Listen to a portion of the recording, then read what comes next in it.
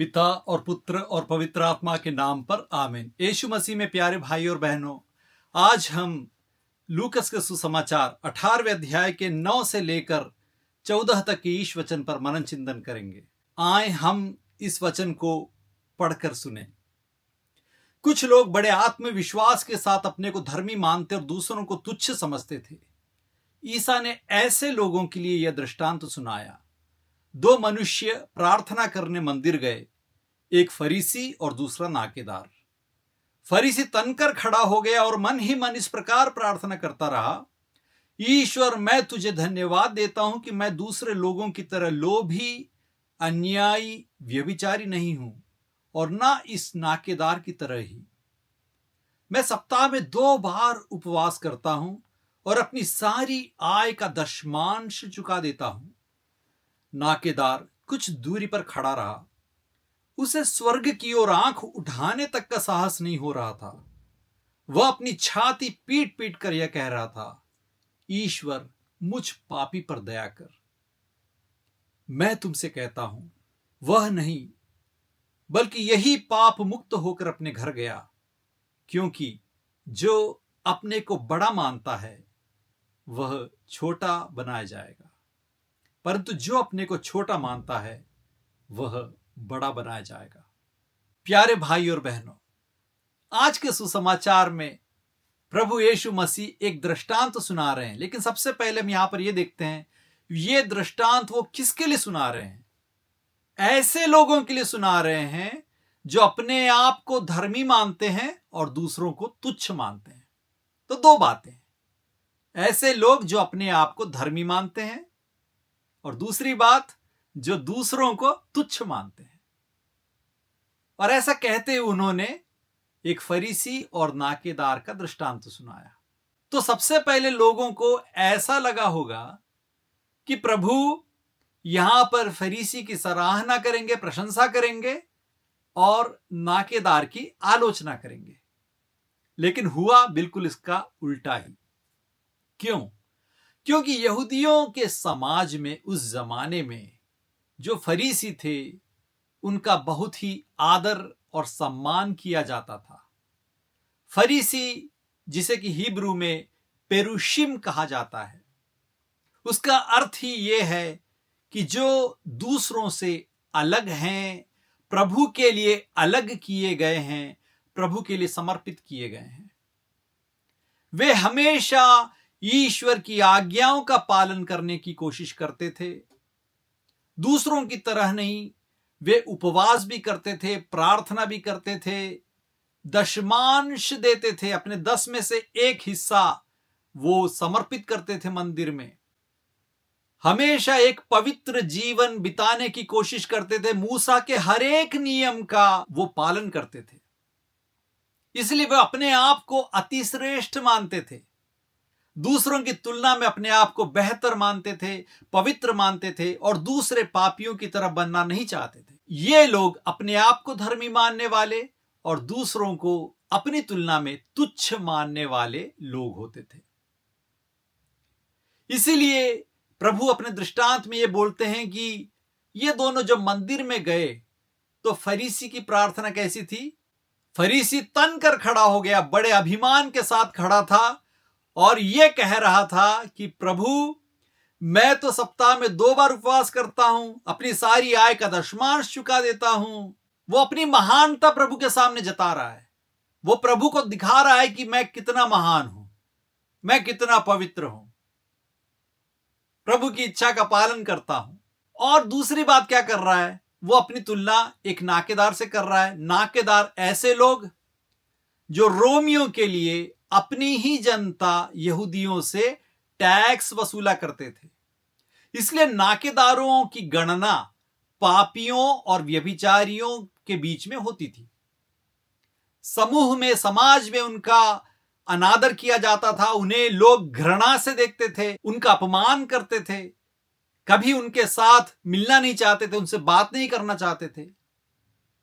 तो इसलिए उस नाकेदार को देखते हुए फरीसी कहता है कि मैं उस नाकेदार की तरह अन्यायी नहीं हूं, लोभी नहीं हूं, व्यभिचारी नहीं हूं।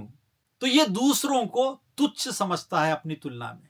यीशु मसीह को ये व्यवहार, ये एटीट्यूड, ये मनोभाव बिल्कुल ही पसंद नहीं है, क्योंकि ऐसा करने वाले चाहे वो कितनी भी अच्छी तरह से क्यों ना जिए, उनके मन ही मन कपटता है। वो दूसरों को प्रभु की संतान मानने को तैयार नहीं है। वो दूसरों का अच्छा बनता नहीं देखना चाहते। वो सिर्फ सोचते हैं कि स्वर्ग में सिर्फ उन्हें ही स्थान मिलेगा, क्योंकि वो हर नियम का पालन कर रहे हैं, तो प्रभु उन्हें जरूर इज्जत देंगे, जरूर उनका सम्मान करेंगे, उनकी प्रशंसा करेंगे। और प्रभु के सामने वो अपनी महानता को दर्शा रहा है और दूसरों की तुलना में अपने आप को महान दिखाने की कोशिश कर रहा है। ऐसे लोग अपने आप पर निर्भर हो जाते हैं। वो प्रभु पर आसरा नहीं रखते। वो इस बात को भूल जाते हैं कि यदि तुम प्रार्थना कर रहे हो, पवित्र वचन को सुन रहे हो, पढ़ रहे हो, प्रभु के नियम का पालन कर रहे हो, ये क्यों संभव है? ये इसीलिए संभव है क्योंकि तुम पर प्रभु की असीम कृपा है। ये प्रभु का प्यार ही है, प्रभु की कृपा है, जिसकी वजह से तुम ऐसा अच्छा कर पा रहे हो। शायद दूसरों को ऐसा अवसर नहीं मिला, उन्हें अच्छी तालीम नहीं मिली, अच्छी शिक्षा नहीं मिली, उन्हें परिवार से ऐसा कुछ ज्ञान नहीं मिला। तो हम कौन होते हैं दूसरों की तुलना में अपने आप को बड़ा मानने वाले और दूसरों को अपने से नीचा मानने वाले? हम कैसे दूसरों का न्याय कर सकते हैं? कैसे दूसरों को जज कर सकते हैं? प्रभु हमें यही समझा रहे हैं। और देखें इसकी तुलना में नाकेदार का व्यवहार कैसा है, उसकी प्रार्थना कैसी है। वो तो स्वर्ग की ओर आंखें उठाने तक का साहस नहीं कर पा रहा है और अपनी छाती पीट पीट कर कह रहा है, ईश्वर मुझ पापी पर दया कर। देखो, वो स्वर्ग की ओर अपनी दृष्टि तक नहीं उठा पा रहा है, क्योंकि वो जानता है कि वो पापी है। पवित्र प्रभु के सामने खड़े रहने की योग्यता उसमें नहीं है। और प्रभु ऐसे व्यक्ति की सराहना करते हैं। समाज में चाहे तुम्हें नीचा माना जाए, समाज में चाहे तुम्हें ज्यादा स्थान ना मिले, लेकिन प्रभु तुम्हारी कद्र करते हैं। प्रभु ने अपने दिल में तुम्हें अहम स्थान दिया है, इसलिए क्योंकि हमें तुलना अपने से नीचे वाले लोगों से नहीं करनी है।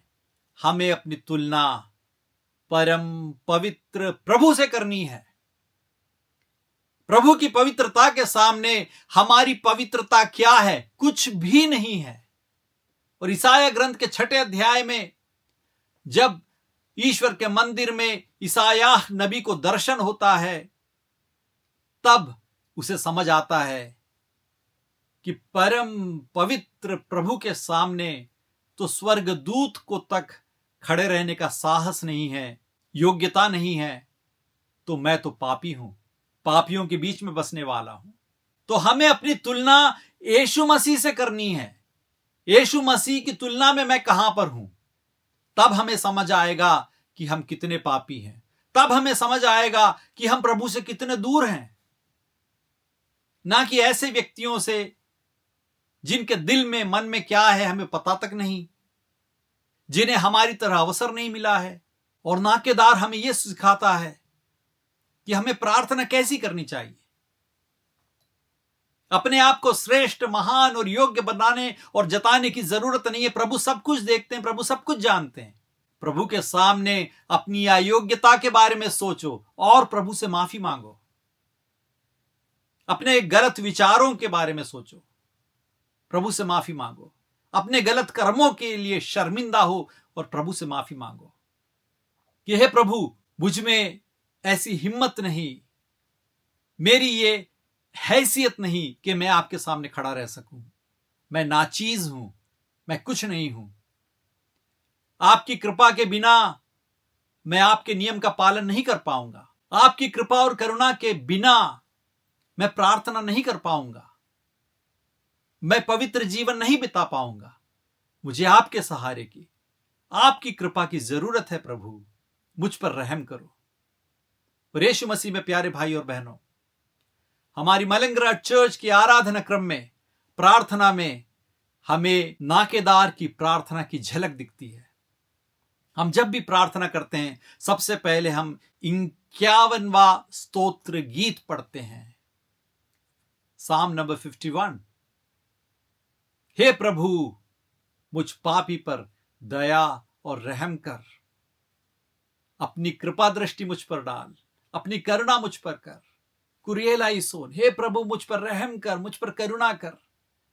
हमेशा हमारे पवित्र कुर्बाना में, हमारी प्रार्थना में हम देखते हैं, हर एक पेज में, हर एक प्रार्थना में हम प्रभु की करुणा की दुहाई करते हैं कि हे प्रभु मुझ पर रहम कर। मैं पापी हूं, आपके सामने खड़े रहने के लायक नहीं हूं, मैं अपनी दृष्टि स्वर्ग की ओर उठाने लायक नहीं हूं, लेकिन फिर भी प्रभु अपनी दया से तुमने मुझे चुना। तुम्हें धन्यवाद। उस पापी पर करुणा करो प्रभु, ताकि मैं आपकी कृपा पर निर्भर रहकर अच्छा जीवन बिता सकूं। हमें अपने आप पर नहीं, प्रभु की कृपा पर निर्भर रहना है। तो आए आज के सुसमाचार से हम ये सीखें सबसे पहले फरीसी से कि हमें किस प्रकार प्रार्थना नहीं करनी है, किस प्रकार का व्यवहार नहीं चाहिए, और नाकेदार से सीखना है हमारा प्रभु के सामने व्यवहार, प्रार्थना किस प्रकार की होनी चाहिए। और हम फरीसी की तरह अपने आप पर निर्भर रहना और दूसरों को तुच्छ समझना छोड़ दें, और नाकेदार की तरह प्रभु पर निर्भर रहना और दूसरों को अपने से श्रेष्ठ मानने की कोशिश करें। ईश्वर आप सबको आशीर्वाद दें।